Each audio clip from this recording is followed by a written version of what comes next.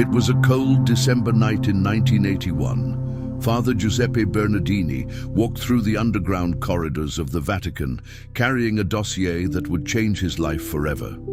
His hands trembled not from cold, but from the weight of what he had discovered. Documents that shouldn't exist, letters that should never have been written, evidence of something so shocking he knew his life would never be the same. 3 days later, Father Bernardini was found dead in his apartment. Official cause, heart attack, but the dossier had disappeared, and with it, 5 secrets that the Vatican would do anything to keep buried forever. What you're about to hear shouldn't be revealed.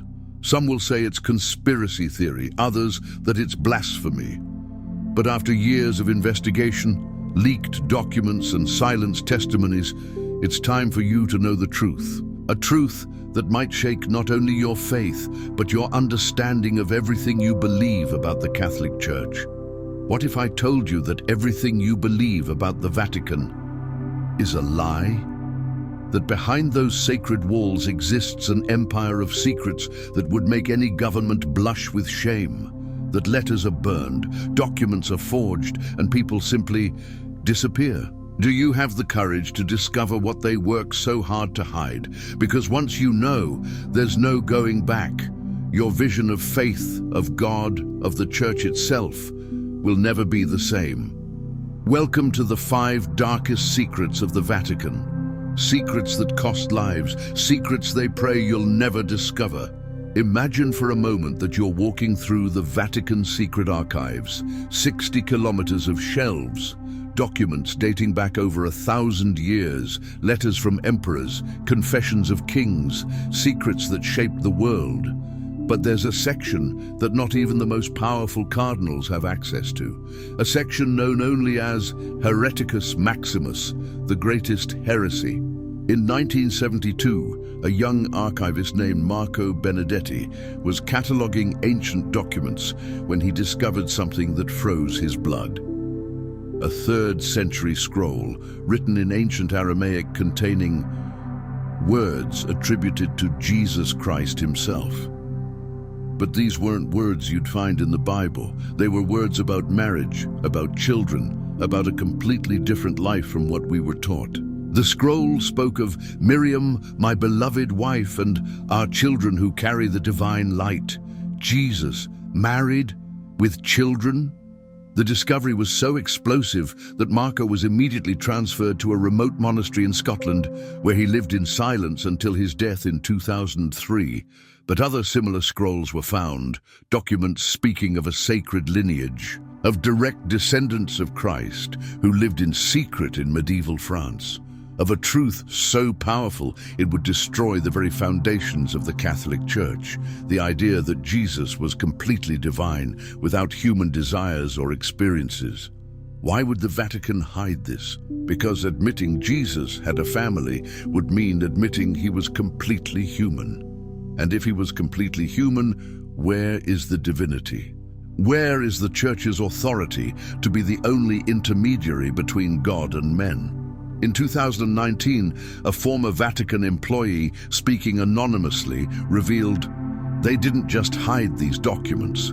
They created others to contradict them. The very story we know of Jesus may have been edited, but this is just the beginning, because if they lied about this, what else did they lie about? Roberto Calvi walked across Blackfriars Bridge in London. It was June 1982, and he carried with him the most dangerous secrets of the 20th century. Secrets about how the Vatican laundered money for the mafia, financed intelligence operations, and maintained secret accounts that would make any dictator blush with envy. The next day, Roberto was found hanging under the bridge. Suicide, they said. But Roberto wasn't a man to surrender.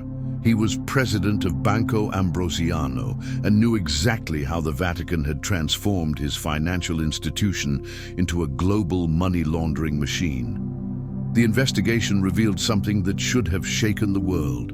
The Vatican Bank, officially known as the Institute for the Works of Religion, had become the nerve center of the largest money laundering operation in modern history. They laundered money from the Sicilian mafia, financed CIA operations in Latin America, and maintained secret accounts for dictators and traffickers worldwide.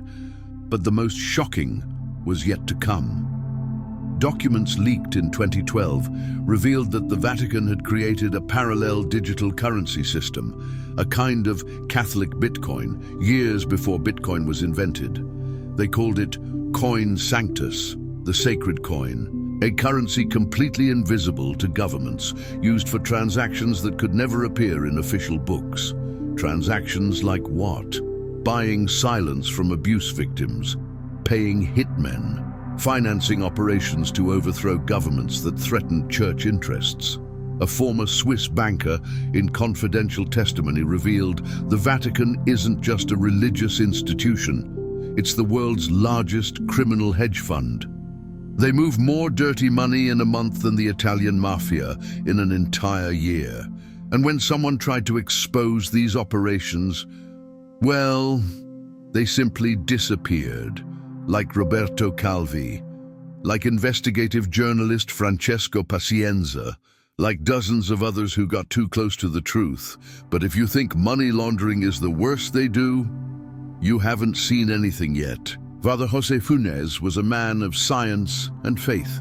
As chief astronomer of the Vatican Observatory, he was used to looking at the stars and marveling at divine creation. But in 2008, he made a statement that shook the Catholic world. If we discover extraterrestrial life, it won't contradict our faith. In fact, it might strengthen it. What Father Funes didn't say is that the Vatican already knew of extraterrestrial life's existence for decades. It all began in 1952, when Pope Pius V received a secret visit from American officials. They brought photographs, reports, and physical evidence of extraterrestrial contact. Project Blue Book had discovered something that would change everything. We weren't alone, and the aliens were already here. But there was a problem. If humanity discovered that superior beings existed in the universe, where would God be? Where would Earth's centrality in divine creation be? The Catholic Church faced its greatest existential crisis since Galileo. The solution was brutal and brilliant, a conspiracy of total silence. The Vatican became the supreme guardian of the extraterrestrial secret, using its global network of influence to silence witnesses, discredit sightings, and keep humanity in ignorance. Documents leaked in 2016 revealed the existence of Operation Cherub, a joint program between the Vatican, CIA, and other intelligence agencies to monitor and silence any evidence of extraterrestrial contact. Priests around the world received special training to identify and report any anomalous experience in their parishes. But why would the Vatican care so much about aliens? Because they know something we don't. The original biblical texts, those never translated for the public, don't speak of angels descending from heaven. They speak of Elohim, beings who came from the stars, beings that ancient Hebrews interpreted as gods. A former translator from the Vatican Secret Archives revealed when you read the original texts in Hebrew and Aramaic, it becomes clear that many biblical miracles were actually extraterrestrial contacts. The virgin conception of Mary itself may have been something completely different from what we were taught. The Vatican knows that if this truth comes to light, the entire structure of Christian faith will crumble. That's why they maintain the world's largest telescope in Arizona, not to search for God, but to search for those they already know exist. And when the aliens finally reveal themselves publicly, and they will, the Vatican already has a plan. They'll say these beings are part of divine creation, that God created life on other worlds too, but that's a lie. The truth is, these beings might be our own creators. Pope John Paul the Wise smiled at his secretary that night of September 28, 1978. "Tomorrow will be a very important day for the Church," he said, holding a folder full of documents. Inside that folder was the greatest reform the Catholic Church had ever seen. The complete exposure of Vatican financial corruption, dismissal of cardinals involved in scandals, and total opening of the secret archives. The next day, John Paul I was found dead in his bed. Officially, heart attack, but he was in perfect health. And the folder had disappeared. What you're about to know is that John Paul I was murdered, and he wasn't the first pope to die for knowing too much. The Order of Holy Silence doesn't appear in any official Vatican document, but it exists. It's a secret society within the Church itself, composed of cardinals, bishops, and high-ranking members who will do anything to protect Vatican secrets. Their methods are sophisticated, poisons that simulate heart attacks, perfectly planned accidents, forged suicides, and when subtle methods don't work, well, people simply disappear. Investigative journalist David Yallop spent 10 years investigating John Paul I's death. He discovered evidence that at least 12 popes in the last 500 years were murdered for knowing too much or trying to reform the Church. His book, In God's Name, should have been a worldwide bestseller. Instead, it was systematically boycotted, his evidence discredited, and Yallop received death threats until the day he died. But evidence kept surfacing. In 2019, a former member of the Swiss Guard revealed, "We don't just protect the Pope from external threats. Sometimes we protect the Church from the Pope himself." The Vatican Blacklist exists. It's a document updated monthly, containing names of people who know too much. Journalists, reformist priests, former employees, abuse witnesses. When your name enters the list, you have two options: absolute silence or consequences. Father Marcial Maciel, founder of the Legionaries of Christ, abused hundreds of children for decades. When victims began to speak out, they simply stopped. Some moved countries without telling anyone. Others suffered strange accidents. One was found dead in her apartment with a suicide letter written in handwriting that experts determined wasn't hers. The most terrifying thing is this still happens. In 2018, Italian journalist Anna Becker was investigating connections between the Vatican and human trafficking. She scheduled an interview with a cardinal who promised to reveal the whole truth. Anna never made it to the meeting. Her car was found on an isolated road, destroyed by an accidental fire. Inside the car, they found only ashes and a gold crucifix, perfectly preserved, placed where the steering wheel would be. The message was clear. This is what happens to those who challenge the Church. Lucia dos Santos was only 10 years old when Our Lady appeared to her in Fatima, 1917. But what the Virgin Mary revealed that day wasn't a message of hope. It was a prophecy so terrible that the Vatican has kept it locked away for over 100 years. The third secret of Fatima, that was revealed by Pope John Paul II in 2000, was a lie, a censored, edited, domesticated version. The true prophecy speaks of something much worse than wars or persecutions. It speaks of the end of the Catholic Church itself. In 2017, Cardinal Giuseppe Bertello, on his deathbed, called his nephew and whispered, "The prophecy, the true prophecy, it says the Church will be consumed from within, that the Antichrist himself will sit on Peter's throne, that it has already begun." The original prophecy, transcribed by Lucia herself, speaks of a time when the Church would be corrupted from its foundations, when priests would be demons in disguise, when the Pope himself would be an impostor, and when that happened, it would be the sign that the last days had arrived. But there's something even more terrifying in the prophecy. It doesn't just predict the Church's corruption. It gives specific signs of when this would happen, and according to documents leaked from the secret archives, all these signs have already manifested. When Peter's house is built on stolen gold, the Vatican Bank financial scandal, when shepherds devour innocent sheep, sexual abuse scandals, when truth is called lie and lie is called truth, systematic manipulation of scriptures, when Peter's successor comes from distant lands. Pope Francis, the first non-European pope in centuries. The final sign, according to the prophecy, would be, when the secrets of the Holy House are revealed to the world, then you shall know the end is near. A former secretary to Pope Benedict XVI revealed in 2020, they know we're in the Church's final days. That's why they're desperate to keep the secrets. It's not faith that drives them, it's pure panic. The prophecy says that when all Vatican secrets are exposed, the institution itself will collapse. And then, something new will be born, something they fear more than death. What if I told you that moment has already arrived, that we're living exactly what Lucia prophesied over 100 years ago?